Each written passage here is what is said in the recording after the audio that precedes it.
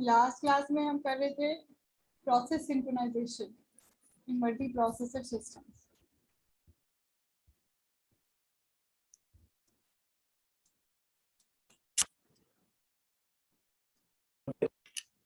Process synchronization ये आपके हर यूनिट में है for each type of operating system.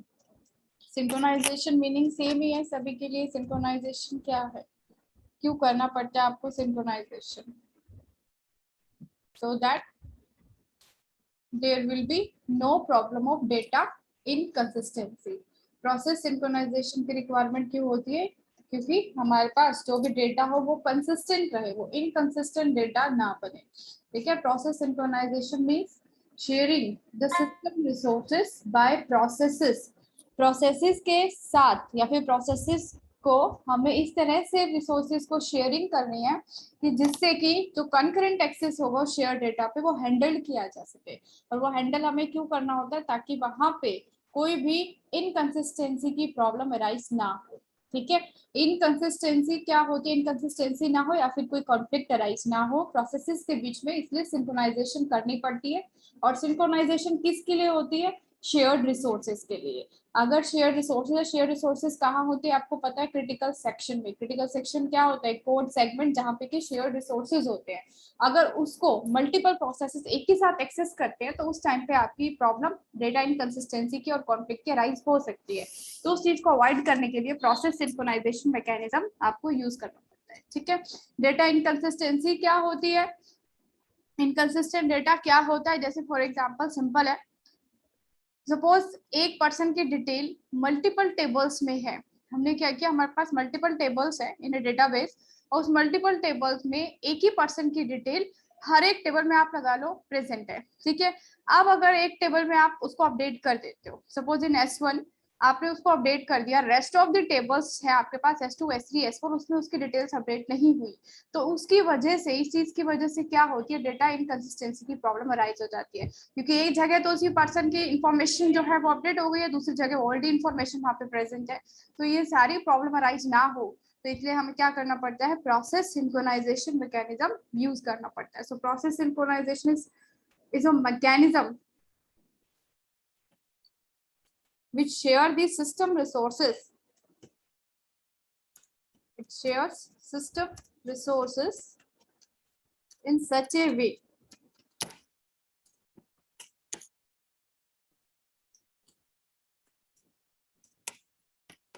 that concurrent access to the shared resources can be handled.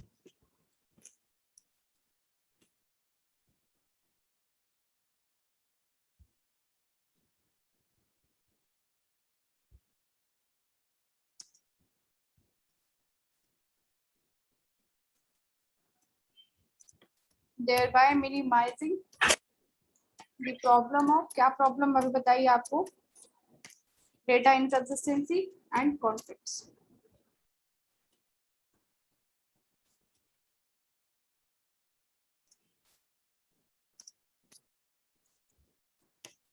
अब हमको पता है जब भी हम सिंक्रोनाइजेशन की बात करते हैं, at that point there is an important concept that is critical section. ठीक है, क्रिटिकल सेक्शन हमने कॉन्सेप्ट पहले भी पढ़ा था, क्रिटिकल सेक्शन प्रॉब्लम होती क्या है और उसको किस तरह से सॉल्व किया जाता है। ठीक है, क्रिटिकल सेक्शन प्रॉब्लम क्या है आपकी, before that there are two type of processes.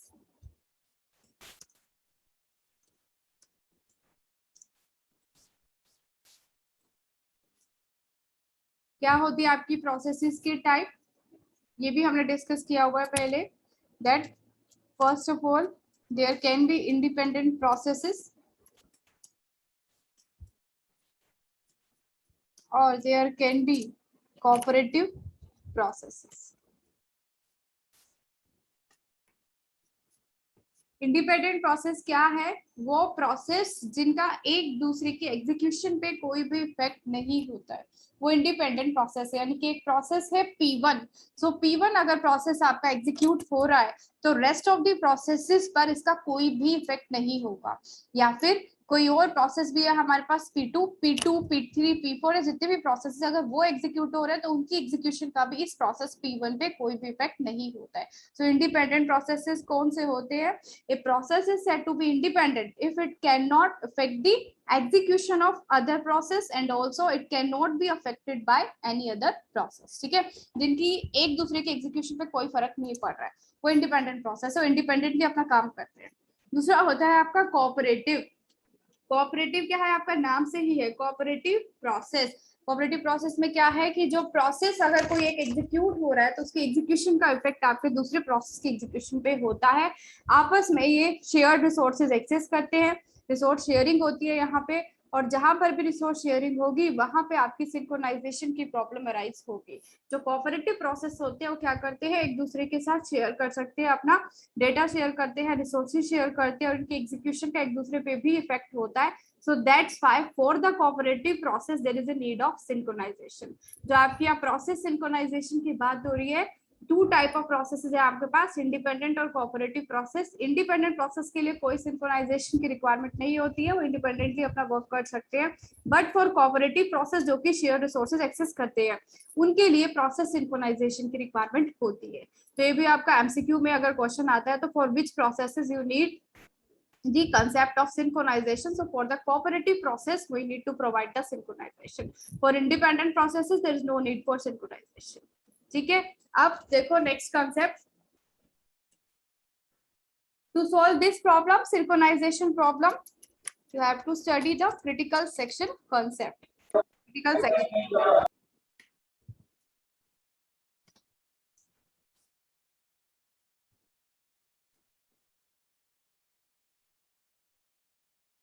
Yes, critical section अभी मैंने आपको बताया क्रिटिकल सेक्शन क्या होता है, कोड सेगमेंट जहाँ पे कि शेयर्ड रिसोर्सेज प्रेजेंट होते हैं। और आपकी कंडीशन क्या होती है इसकी कि एक टाइम पे एक ही प्रोसेस आपका क्रिटिकल सेक्शन में एंट्री ले सकता है, और you can also say only one process can execute in a critical section at a time, all the other process has to wait for the critical section। ठीक है, हमें पता है कि क्रिटिकल सेक्शन में एक टाइम पे अगर P1 प्रोसेस है क्रिटिकल सेक्शन में, तो rest of the processes wait करेंगे कब तक, जब तक कि P1 आपका क्रिटिकल सेक्शन से बाहर नहीं आ जाता।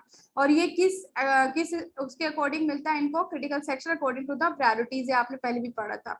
यहाँ पे आपका प्रायोरिटी इन्वर्जन का कंसेप्ट नहीं है, यहाँ पे सिंपली आपकी जो प्रायोरिटी होती है, जैसे प्रोसेस P1 और P2, अगर P1 की हाई प्रायोरिटी है देन P2, तो सिंपली P1 को पहले क्रिटिकल सेक्शन में एंट्री मिल जाएगी, after that P2 will enter into the critical section. ये आपका बेसिक कंसेप्ट होता है क्रिटिकल सेक्शन का। ठीक है, अब आपको पढ़ना है कि इसके रिलेटेड मल्टी प्रोसेसर में कैसे ये इंप्लीमेंट होता है।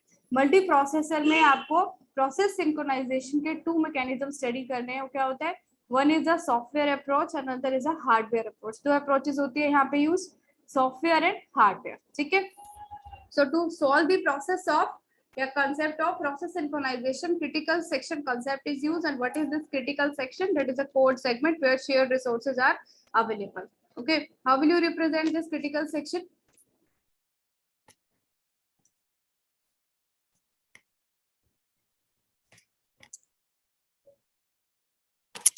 There is an entry section,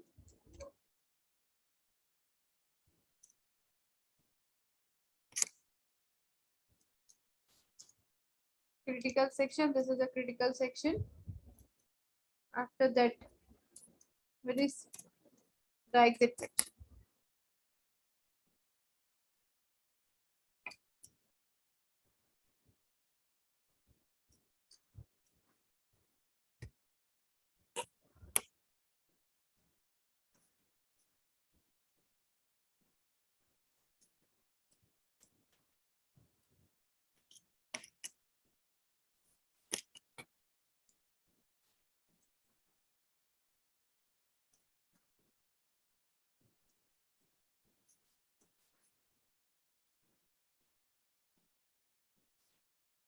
four sections available in this block. Do block क्या है, first of all entry section.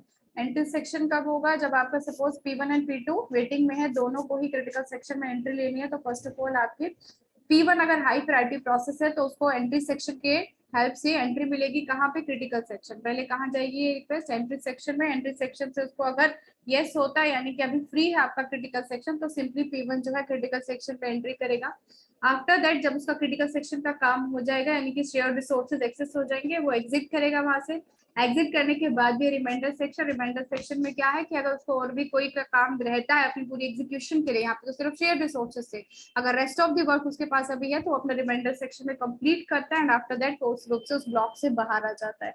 While to, ये हमें पता है डू वाइल का क्या होता है, पहले आपका सारा एग्जीक्यूशन होती है, उसके बाद जो कंडीशन यहाँ पे मेंशन है अगर वो ट्रू है तो वो आपका फिर से एग्जीक्यूट हो जाता है।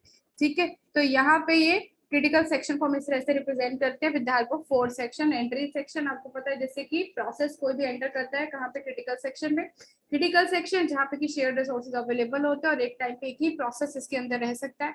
एग्जिट सेक्शन, जब उसका काम कंप्लीट होता है तो वो रिसोर्स रिलीज हो जाते हैं और वो एग्जिट कर जाता है एग्जिट सेक्शन से। और रिमाइंडर सेक्शन किस लिए होता है हमारे पास, अगर उसका कोई रिमेनिंग वर्क है तो उसको अपने रिमाइंडर सेक्शन में कंप्लीट कर लेता है। ठीक है, अब नेक्स्ट देखो, अब क्रिटिकल सेक्शन के लिए अगर हमें क्रिटिकल सेक्शन प्रॉब्लम को सॉल्व करना है तो उसके लिए भी 4 कंडीशंस फुलफिल होनी चाहिए। अगर वो 4 कंडीशंस आपकी सेटिस्फाई होंगी तब भी आपकी critical section solution properly implement हो पाएगी।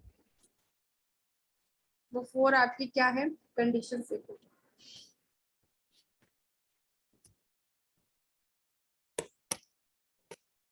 Solution to a critical section problem.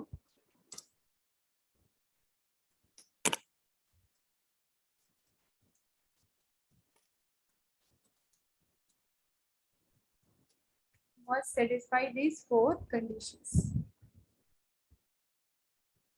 First condition.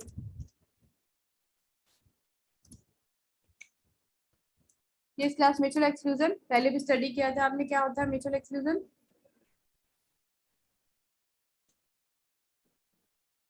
एक टाइम पे सिर्फ एक ही प्रोसेस क्रिटिकल सेक्शन में एंट्री कर सकता है, फिर क्रिटिकल सेक्शन को एक्सेस कर सकता है।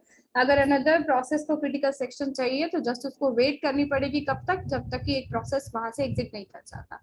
तो म्यूचुअल एक्सक्लूजन सिंपल है कि एक टाइम पे एक ही प्रोसेस क्रिटिकल सेक्शन में रह सकता है, उसको एक्सेस कर सकता है। ठीक है, ये क्या है, अगर हमें क्रिटिकल सेक्शन प्रॉब्लम सॉल्व करनी, क्रिटिकल सेक्शन प्रॉब्लम क्या है मेनली यहाँ पे, कि जो हमारे पास क्रिटिकल सेक्शन होता है उसमें शेयर रिसोर्सेज होते हैं, उसकी प्रॉब्लम क्या राइज हो सकती है कि मल्टीपल प्रोसेस ऐसा चाहते हैं कि वो एक ही टाइम पे उसको एक्सेस करें शेयर रिसोर्सेज को। तो उसको प्रिवेंट करने के लिए क्या क्या आपकी कंडीशंस है जो कि जिसकी हेल्प से अगर वो कंडीशन सेटिस्फाई होती है तो ही आपकी ये प्रॉब्लम सॉल्व होती है। फर्स्ट कंडीशन क्या है, म्यूचुअल एक्सक्लूजन, ये आपकी सेटिस्फाई होगी तो आपकी प्रॉब्लम सॉल्व हो जाएगी। प्रॉब्लम क्या है, concurrent access by multiple processes to the critical section. ठीक है, फर्स्ट कंडीशन म्यूचुअल एक्सक्लूजन वहां पे होना चाहिए, यानी कि एक टाइम पे एक ही प्रोसेस उसमें रहे जिससे कि आपकी कोई डेटा इनकंसिस्टेंसी या कॉन्फ्लिक्ट की प्रॉब्लम अराइज ही नहीं होगी। ठीक है, सेकंड देखो, सेकंड कंडीशन क्या होती है यहाँ पे, प्रोग्रेस ये आपने पहले नहीं पढ़ा। प्रोग्रेस क्या होता है, अगर कोई एक प्रोसेस चाहे वो हाई प्रायोरिटी का ही है, ठीक है, क्रिटिकल सेक्शन में एट प्रेजेंट नहीं है तो वो किसी और प्रोसेस को उसको एक्सेस करने से नहीं रोक सकता। ठीक है, जैसे आपका ये है P1 और P2। P1 अगर आपका हाई प्रायोरिटी प्रोसेस है, देन P2 की प्रायोरिटी जो है आपकी P1 से लो है। और P1 क्या है कि उसको अब क्रिटिकल सेक्शन में नहीं जाना, वो अभी एंट्री लेना ही नहीं चाहता और कुछ और अपना काम कर रहा है। ठीक है, तो उस टाइम पे P1 की वजह से P2 जो है वो इसके अंदर एंट्री लेने से नहीं रुकेगा। P1 इसको स्टॉप नहीं करेगा कि मैं ही पहले जाऊंगा फिर तुम जाना, ऐसा नहीं होगा। अगर P1 अभी क्रिटिकल सेक्शन में नहीं है तो P2 फिर क्रिटिकल सेक्शन में एंट्री ले सकता है। ठीक है, तो ये होती है आपकी प्रोग्रेस मींस क्या है, simply a process if a high priority process is not using the critical section, then it will not stop any other process from accessing it or from entering it। ठीक है, कोई एक process high priority का अगर critical section में नहीं है तो वो किसी लो प्रायोरिटी प्रोसेस को उसके उसमें जाने से नहीं रोक सकता। That is progress. Third condition क्या होती है यहाँ पे देखो, बाउंडेड वेटिंग। ये तो नाम से ही है आपका बाउंडेड वेटिंग, यानी कि क्या कहता है कि कोई भी प्रोसेस इनफाइनाइट टाइम के लिए वेट नहीं करेगा। There should be a limit on the waiting of each process. जैसे यहाँ पे P1 हाई प्रायोरिटी अगर है और P1 जो है क्रिटिकल सेक्शन में है और P1 का जो टाइम है उसको बहुत ज्यादा लग रहा है अपने एग्जीक्यूशन के लिए, तो P2 तो वेट ही करता रहेगा इनफाइनाइट टाइम के लिए। तो आपकी क्रिटिकल सेक्शन प्रॉब्लम क्या कहती है कि ऐसा भी नहीं होना चाहिए। अगर कोई प्रोसेस वेट कर भी रहा है तो वो एक लिमिटेड टाइम पीरियड के लिए वेट करेगा, आफ्टर दैट उसको भी फिर क्रिटिकल सेक्शन में एंट्री मिलेगी। That is bounded waiting, bounded है यहाँ पे, यानी कि एक लिमिट लगाई गई है वेटिंग पे कि एक प्रोसेस कितना वेट करेगा क्रिटिकल सेक्शन में एक्सेस करने के लिए। फोर्थ कंडीशन देखो, ये वाली कंडीशन हम पढ़ चुके हैं सर्कुलर वेट की। सर्कुलर वेट सिंपल है, a process can only request the resources from the next process in the chain. ठीक है, कोई एक प्रोसेस जो है अगर उसको रिक्वेस्ट करनी रिसोर्सेज की, तो वो अपना सिंपली जस्ट जो नेक्स्ट प्रोसेस होगा उसका एडजेसेंट प्रोसेस, उसी से ही रिसोर्सेज की रिक्वेस्ट करेगा।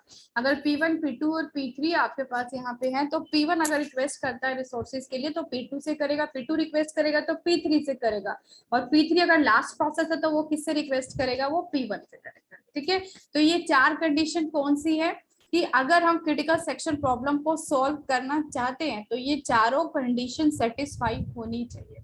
ऐसा नहीं है कि इनमें से कोई एक सेटिस्फाई हो रही है, नो, 4 की 4 कंडीशंस अगर सेटिस्फाई होती है किसी सॉल्यूशन में, तभी क्रिटिकल सेक्शन प्रॉब्लम आपकी सॉल्व हो सकती है। ठीक है, और प्रॉब्लम क्या है आपकी, concurrent access by multiple processes at the same time, और कंटेंट हमने बोल ही दिया फॉर द क्रिटिकल सेक्शन। ठीक है, तो फर्स्ट म्यूचुअल एक्सक्लूजन होना चाहिए, वहां पे एक टाइम पे एक ही प्रोसेस एंटर ले सके क्रिटिकल सेक्शन में। प्रोग्रेस होनी चाहिए, प्रोग्रेस मतलब कोई भी एक हाई प्रायोरिटी प्रोसेस अगर क्रिटिकल सेक्शन में नहीं है तो वो किसी लो प्रायोरिटी प्रोसेस को उसमें जाने से नहीं रोक सकता। बाउंडेड वेटिंग है कि कोई भी प्रोसेस आपका वेट करेगा लेकिन for a limited time period, infinite time के लिए वेट नहीं करेगा। सर्कुलर वेट, कोई भी प्रोसेस को अगर रिक्वेस्ट करना है रिसोर्सेज के लिए तो अपने नेक्स्ट प्रोसेस से करेगा एक पूरी चेन में। ठीक है, अब नेक्स्ट देखो सॉल्यूशंस क्या क्या है। अभी ये क्या थी, कंडीशन थी कि हर एक सॉल्यूशन को फुलफिल ये करनी है। Now what are the solutions to solve this problem.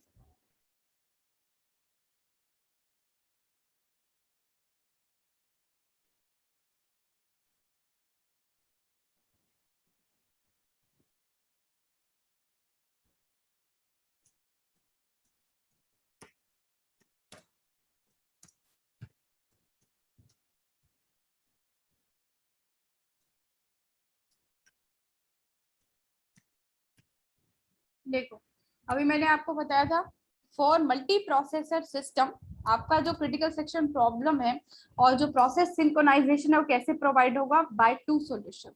वो टू सॉल्यूशंस क्या है आपकी, first is the software solution और सॉफ्टवेयर अप्रोच, और सेकंड जो मैं आपको बताऊंगी that will be the hardware approach. अभी किसको पढ़ेंगे हम, सॉफ्टवेयर अप्रोच। ठीक है, सॉफ्टवेयर अप्रोच में भी आपकी टू सॉल्यूशंस दी गई हैं। फर्स्ट सॉल्यूशन क्या है इसकी, देखो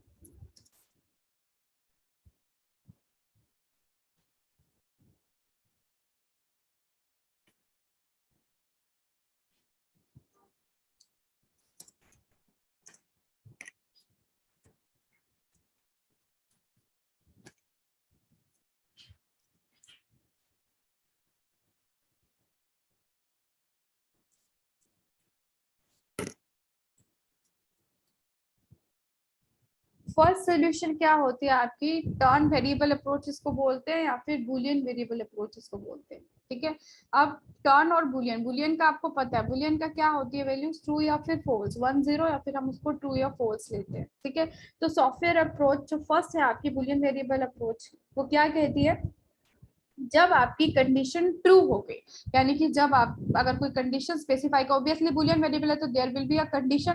अब कंडीशन पे रिजल्ट डिपेंड करेगा, अगर कंडीशन ट्रू होगी या फिर कंडीशन फॉल्स होगी। तो क्या कंडीशन रहती है यहाँ पे, अगर कंडीशन जो मेंशन की गई है वो ट्रू है तो प्रोसेस आपका वेटिंग स्टेट में रहेगा जिसको हम बोलेंगे बिजी वेटिंग स्टेट। और अगर कंडीशन आपकी फॉल्स है यानी कि वैल्यू क्या है वहां पे 0 है, तो सिंपली प्रोसेस जो है वो वेट नहीं करेगा, वो क्रिटिकल सेक्शन में एंट्री ले लेगा। ठीक है, this is the first approach. First approach is very simple.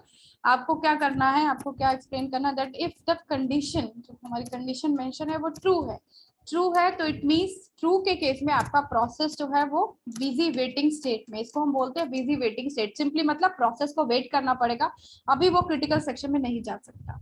और अगर आपकी कंडीशन फॉल्स हो जाती है तो फॉल्स होने पर आपका प्रोसेस सिंपली एंटर कर सकता है इनटू द क्रिटिकल सेक्शन। ये फर्स्ट अप्रोच है, but there is a drawback of this approach. Condition तो हमने चेक कर ली, पर यहाँ पे ड्रॉबैक क्या है कि आपकी सभी कंडीशंस जो है वो यहाँ पे फुलफिल नहीं हो रही है। म्यूचुअल एक्सक्लूजन यहाँ पे हो रहा है, फर्स्ट कंडीशन हो रही है कि आपको एक प्रोसेस एक टाइम पे रहेगा, लेकिन जो रेस्ट ऑफ द अप्रोच है यहाँ पे प्रोग्रेस की कंडीशन, बाउंडेड वेटिंग की कंडीशन और सर्कुलर वेट की कंडीशन, ये तीनों कंडीशंस यहाँ पे फुलफिल नहीं होती है।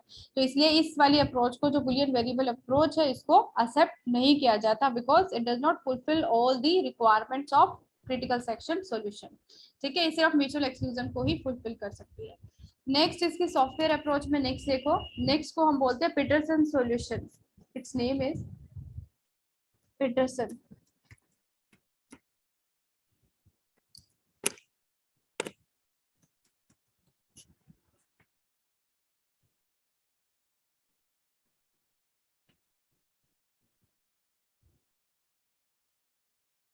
इसमें क्या होता है, इसमें टू वेरिएबल्स यूज होते हैं। जैसे यहाँ पे आपका सिर्फ एक ही वेरिएबल यूज हो रहा था, बुलियन वेरिएबल। अगर आपकी पीटरसन सॉल्यूशन यूज होती है तो पीटरसन सॉल्यूशन वहाँ पे दो वेरिएबल का यूज करती है। टू वेरिएबल्स क्या होते हैं वहां पे, फर्स्ट को हम बोलते हैं फ्लैग वेरिएबल,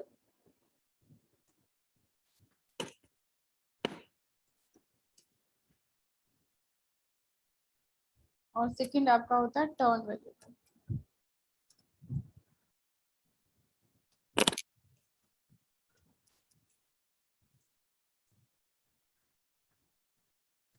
देखो यहाँ पे टर्न वेरिएबल क्या यूज, किस लिए यूज किया जाता है, इट इज यूज टू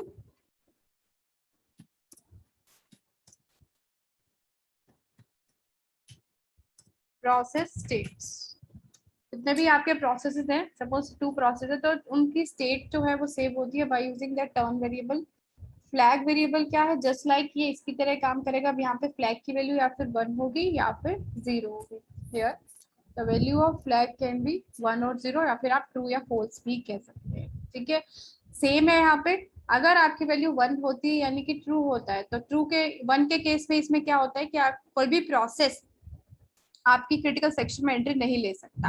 अगर वहां पे वैल्यू 0 सेट होती है तो उस टाइम पे 0 मतलब कि कोई भी प्रोसेस आपका भी एंट्री में उसमें है ही नहीं। 0 का मतलब होता है कि क्रिटिकल सेक्शन फ्री है, वहां पे कोई प्रोसेस अभी एक्सेस नहीं कर रहा है उसको। तो 0 के केस में सिंपली अगर फ्लैग वैल्यू 0 है तो प्रोसेस एंट्री ले सकता है, और अगर फ्लैग वैल्यू 0 नहीं 1 है तो वहां पे प्रोसेस एंट्री नहीं ले सकता। क्यों? क्योंकि 1 क्या बताता है कि ऑलरेडी कोई प्रोसेस उसमें अभी है।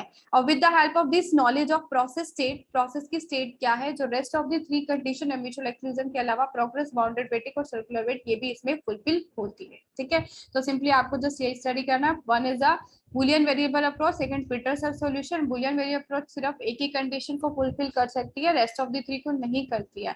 पीटरसन सॉल्यूशन से चारों की चारों प्रॉब्लम सॉल्व हो सकती है, यानी कि चारों कंडीशन सेटिस्फाई होती है।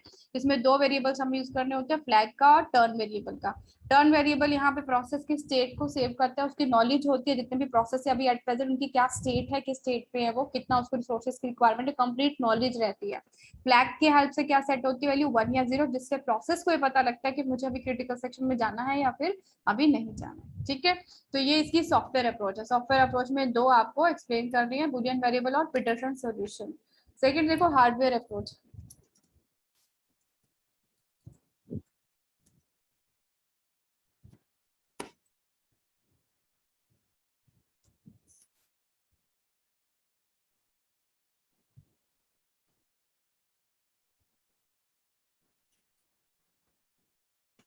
हार्डवेयर अप्रोच में आपका मैकेनिज्म यूज होता है लॉकिंग का, लॉक एंड अनलॉक टेक्निक।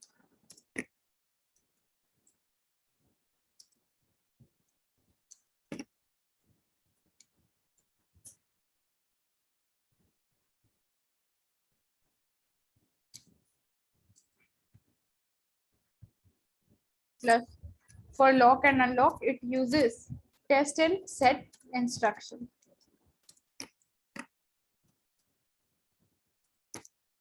अब टेस्ट एंड सेट इंस्ट्रक्शन आपकी कौन सी अप्रोच में यूज होती है, that is in the hardware approach, ये आपको पता होना चाहिए। ठीक है, हार्डवेयर अप्रोच किस पे बेस्ड है, लॉक एंड अनलॉकिंग मैकेनिज्म पे, और वो उसके लिए किसका यूज करता है, टेस्ट एंड सेट इंस्ट्रक्शन का। ठीक है ना, what is this test and set instruction? देखो टेस्ट एंड सेट यानी कि आपको फर्स्ट ऑफ ऑल तो टेस्ट करना है, कोई कंडीशन टेस्ट करनी है वहां पे, और उसके बाद कोई वैल्यू सेट करनी है। वो सेट जो होती है किसकी वैल्यू सेट होती है, इस लॉक वेरिएबल की वैल्यू सेट होती है। यहाँ पे जो लॉक और अनलॉक है ये भी क्या है, काइंड ऑफ वेरिएबल है। जैसे इधर यूज होता है फ्लैग वेरिएबल, टर्न वेरिएबल, जिसकी वैल्यू आपकी 1 या 0 सेट होती है। सेम यहाँ पे भी आपका लॉक वेरिएबल होता है जिसकी वैल्यू या तो 1 होती है या फिर 0 होती है। ठीक है, तो आपके प्रोसेसेस को अगर क्रिटिकल सेक्शन में एंट्री लेनी है तो फर्स्ट ऑफ ऑल इस टेस्ट एंड सेट इंस्ट्रक्शन को एग्जीक्यूट किया जाता है। एग्जीक्यूशन के बाद जो भी लॉक वेरिएबल की वैल्यू उनको रिसीव होती है उसके अकॉर्डिंग फिर वो डिसीजन लेते हैं कि उनको क्रिटिकल सेक्शन में एंट्री अभी लेनी है या फिर नहीं लेनी है। ठीक है, इसमें क्या होता है, फर्स्ट ऑफ ऑल ये देखो test and set instruction,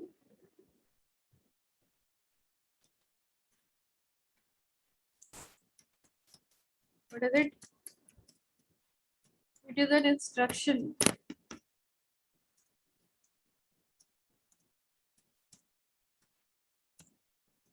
which is used to write one, write या फिर इसको हम बोलते हैं सेट, ठीक है, to a memory location.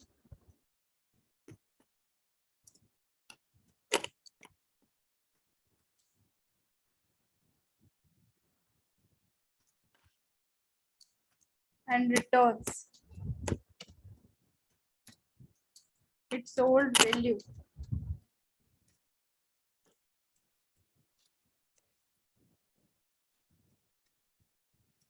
as a single atomic operation.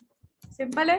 Test and set instruction क्या है, that is used to set और write one to a memory location, यानी कि एक लोकेशन है सपोज 100 लोकेशन, उस 100 लोकेशन पे with the help of test and set instruction क्या किया जाता है, वन वहां पे राइट किया जाता है। वन राइट किया जाता है यानी कि सिंपली एक कंडीशन ही दे रहा है 1 या फिर 0, लेकिन हमारे यहाँ पे टेस्ट एंड सेट को क्या करना है, 1 वहां पे सेट करना है, और जो भी उसकी ओल्ड वैल्यू है, ओल्ड वैल्यू यहाँ पे सिर्फ 2 वैल्यूज होगी, यहाँ पे 0 या फिर 1, तो जो उसकी ओल्ड वैल्यू रहेगी वो उसको रिटर्न कर देता है। पहले वो टेस्ट करता है वहां पे वैल्यू प्रेजेंट है क्या, ओल्ड वैल्यू, उसके बाद वो वैल्यू वो रिटर्न करेगा और वहां पे उस ओल्ड वैल्यू की प्लेस पे 1 को सेट कर देगा।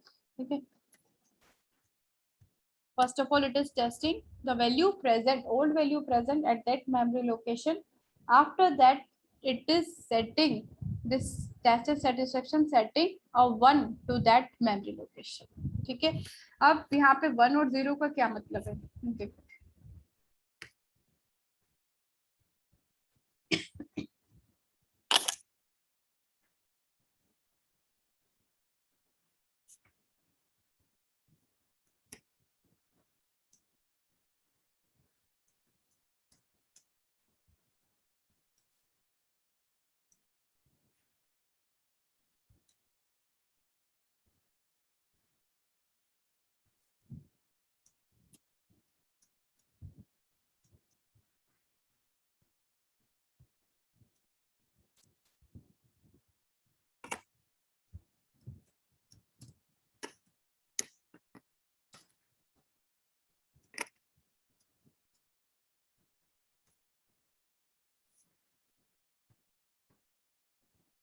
Just test and set instruction को हम 3 इंस्ट्रक्शन से रिप्रेजेंट करते हैं। First is the while test and set lock, this is critical section and this is the lock.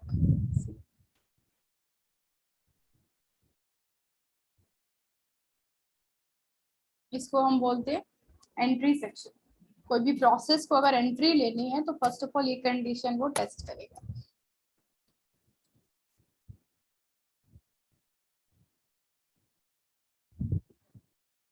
This is the critical section, same जहाँ पे कि शेयर रिसोर्सेज हो गए, एंट्री लेने के बाद वो इसको एक्सेस कर सकता है।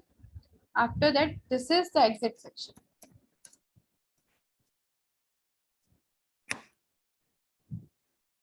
ठीक है, आप सपोज यहाँ पे कैसे एग्जीक्यूशन होती है, देयर आर 2 प्रोसेसेस और 3 ले लेते हैं, P1 P2 P3। ठीक है, ये तीनों प्रोसेस जो है वो क्या करना चाहते हैं, क्रिटिकल सेक्शन को एक्सेस करना चाहते हैं eight the same time.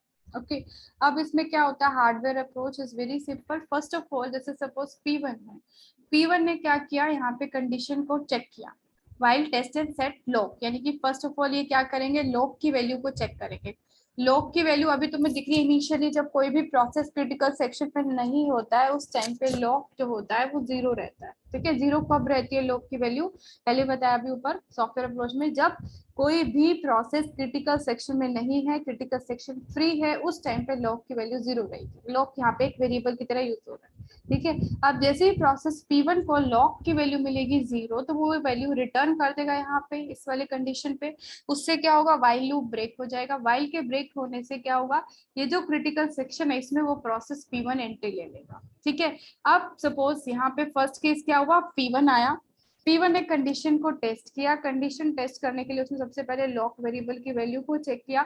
Lock variable की वैल्यू है 0, इसका मतलब उसे पता है कि अब यहाँ पे कोई भी और प्रोसेस नहीं है क्रिटिकल सेक्शन में, तो 0 वैल्यू इसको रिटर्न करेगा, इस लूप को, वाइल को। जैसे ही इसको 0 वैल्यू मिलेगी ये लूप ब्रेक हो जाता है। ब्रेक हो जाने से क्या होता है, सिंपली कोई भी प्रोसेस क्रिटिकल सेक्शन में जा सकता है। तो ये P1 जो है वो फिर क्रिटिकल सेक्शन में एंट्री ले लेगा। अब जैसे ही P1 क्रिटिकल सेक्शन में एंट्री ले लेगा तो लॉक की वैल्यू चेंज हो जाएगी। अब लॉक की वैल्यू 0 नहीं रहेगी, क्यों, क्योंकि P1 जो है उसने अब क्रिटिकल सेक्शन में एंट्री ले लिया, क्रिटिकल सेक्शन आपका फ्री नहीं है, तो लॉक की वैल्यू रीसेट हो जाएगी क्या, 1। ठीक है, अब suppose eight the same time P2 जो है वो ये चेक करता है कि क्या मैं क्रिटिकल सेक्शन में एंट्री ले लूं, तो P2 जैसे ही चेक करेगा वही सेम प्रोसेस रिपीट होगा और सबसे पहले लॉक की वैल्यू को चेक करेगा। अब वो देखेगा लॉक की वैल्यू कितनी है, 1। ये 1 वैल्यू किसको रिटर्न करेगा, इस वाइल लूप को। 1 अगर वैल्यू होती है तो वाइल जो लूप है वो ब्रेक नहीं होगा। ब्रेक नहीं होगा तो इसका मतलब क्या होगा कि जो प्रोसेस जो भी रिक्वेस्ट कर रहा है वो क्रिटिकल सेक्शन में नहीं जा सकता।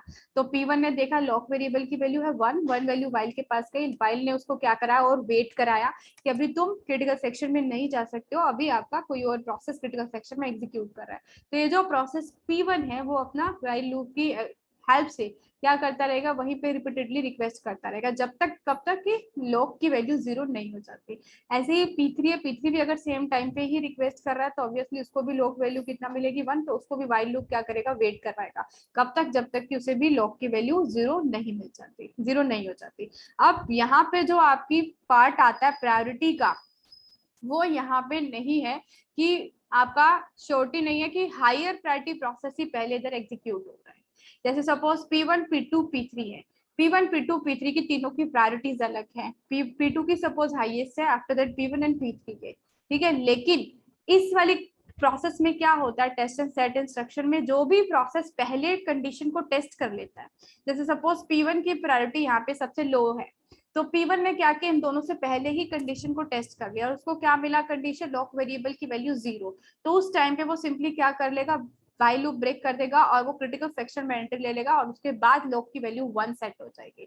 अब rest of the two processes P2 और P3 चाहे वो इससे ज्यादा प्रायोरिटी के हैं, उनको यहाँ पे वेट करनी पड़ेगी जब तक कि लॉक वेरिएबल की वैल्यू 0 नहीं हो जाती। यानी कि ये सिंपल है कि जिसको चांस मिल गया यहाँ पे वो एंट्री ले लेता है। यहाँ पे कोई भी ऐसा नहीं है कि प्रेफरेंस है कि हाई प्रायोरिटी पहले है लो प्रायोरिटी बाद में। यहाँ पे सिंपली जिसको भी चांस मिल जाता है, जिस जो पहले टेस्ट कर लेता है कंडीशन को और अगर क्रिटिकल सेक्शन फ्री है तो सिंपली वो उसमें एंट्री ले लेता है और अपना काम करना स्टार्ट कर देता है।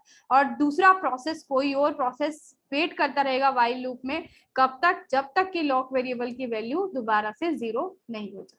ठीक है, तो ये इसकी हार्डवेयर अप्रोच होती है जिसको हम बोलते हैं टेस्ट एंड सेट इंस्ट्रक्शन। और यहाँ पे जो आपका वेरिएबल होता है ये लॉक होता है, लॉक और अनलॉक। लॉक कब हो जाता है, ये 1 पे लॉक हो जाएगा आपका क्रिटिकल सेक्शन, यानी कि 1 अगर वैल्यू सेट होगी तो इट मींस कोई प्रोसेस वहां पे एग्जीक्यूट हो रहा है। अनलॉक कब हो जाएगा, जब यहाँ पे इस वेरिएबल की वैल्यू 0 हो जाएगी, यानी कि उस टाइम पे कोई भी प्रोसेस इसके अंदर नहीं है और कोई प्रोसेस जो जाना चाहता है वो सिंपली यहाँ पे एंट्री ले सकता है। और यहाँ पे प्रायोरिटी का कोई रोल नहीं है, यहाँ पे सिंपली चांस का रोल है, जिसने पहले टेस्ट कर लिया वो पहले ही एंट्री उसमें ले सकता है। ठीक है, तो ये हार्डवेयर अप्रोच होती है। जो सॉफ्टवेयर अप्रोच है आपकी और हार्डवेयर अप्रोच है, दोनों में ही वेरिएबल्स का यूज हो रहा है, लेकिन हार्डवेयर अप्रोच में सिंपली लॉक वेरिएबल यूज हो रहा है। और जो सॉफ्टवेयर अप्रोच है वहां पे आपका एक तो बुलियन वेरिएबल यूज हो रहा है और फ्लैग वेरिएबल यूज हो रहा है। ठीक है, तो ये एमसीक्यू में ये क्वेश्चंस आपके वेरिएबल के हो सकते हैं, कौन सा वेरिएबल कौन से अप्रोच में आप यूज करते हो। टर्न, बुलियन और फ्लैग आपका सॉफ्टवेयर अप्रोच में यूज होंगे और लॉक वेरिएबल सिंपली वो आपका हार्डवेयर अप्रोच में यूज होगा, ठीक है। और टेस्ट एंड सेट इंस्ट्रक्शन भी, टेस्ट एंड सेट इंस्ट्रक्शन से जस्ट आपको पता लग रहा है कि वैल्यू जो है आपकी क्या है लॉक वेरिएबल की, और क्या प्रोसेस उसमें एंट्री ले सकता है या नहीं ले सकता, ठीक है।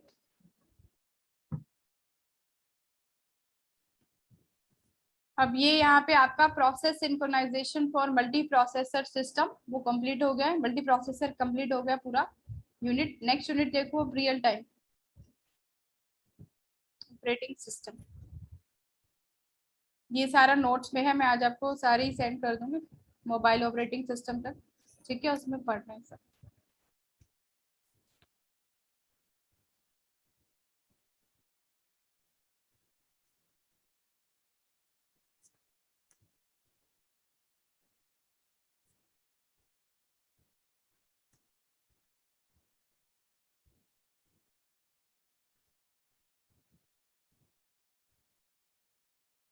ये class real time operating system first unit में स्टडी किया था बेसिक इसका।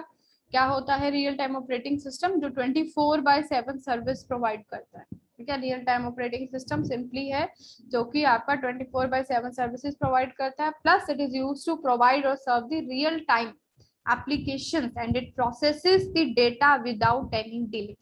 कौन सा ऐसा ऑपरेटिंग सिस्टम है जहां पे विद इन फ्यू सेकंड्स और विदाउट एनी डिले आपका डेटा प्रोसेस हो जाता है, एग्जीक्यूशन हो जाती है उसकी, तो that is the real time operating system. कुछ ही सेकंड्स का इसमें वो होता है टाइम, और वो सेकंड्स में ही उसको प्रोसेस कर देता है जो भी रिक्वेस्ट इसके पास आती है, ठीक है। वो होता है आपका रियल टाइम ऑपरेटिंग सिस्टम।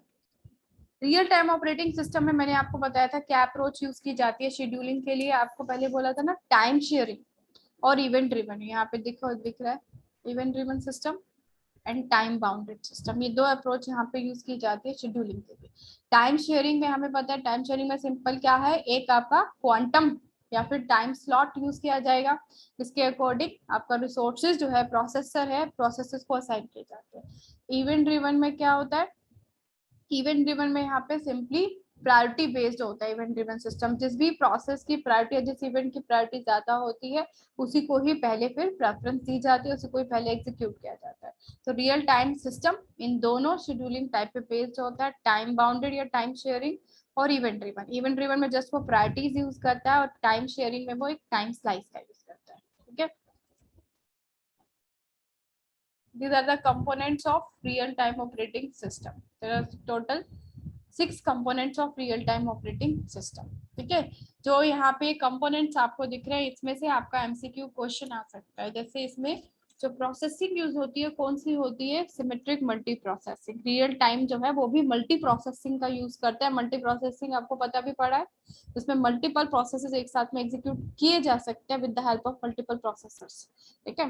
तो रियल टाइम ऑपरेटिंग सिस्टम भी सिमेट्रिक मल्टी प्रोसेसिंग का यूज करता है। Okay, first is the scheduler, second function library. Time up आपको होने वाला है क्लास का, तो ये आगे कल कंटिन्यू करते हैं real time operating system unit, ठीक है।